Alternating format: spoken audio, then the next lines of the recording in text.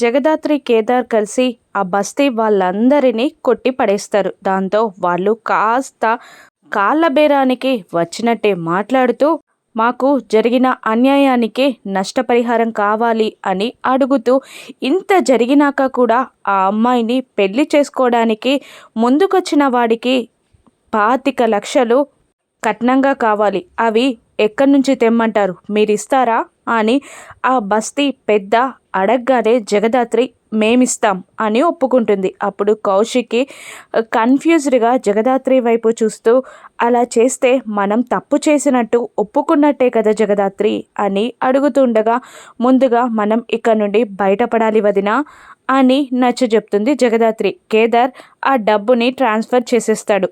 కొట్టేశాను అని కేదార్ అనగానే జగదాత్రి, కేదార్, సురేష్, కౌశికిలని వదిలిపెడతారు ఆ బస్తీ వాళ్ళు. సురేష్ని తీసుకొచ్చి ఇంట్లో డైనింగ్ టేబుల్ దగ్గర చైర్లో కూర్చోబెడుతుంది కౌశికి.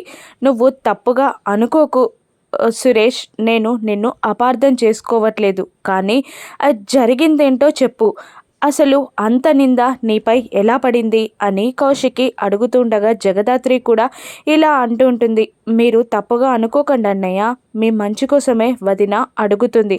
అసలు ఇదంతా ఎలా జరిగింది, అమ్మాయి మీ కార్లోకి ఎలా ఎక్కింది, ఏం జరిగింది అని జగదాత్రి అడుగుతుండగా చెప్పడం స్టార్ట్ చేస్తాడు సురేష్. అసలు ఆ కథ ఏంటో, ఆ మిస్టరీని మళ్ళీ జగదాత్రి కేదార్లు ఎలా విడదీసి సురేష్ నిర్దోషి అని ప్రూవ్ చేస్తారో రాను ఎపిసోడ్స్లో చూద్దాం. Thank you for watching.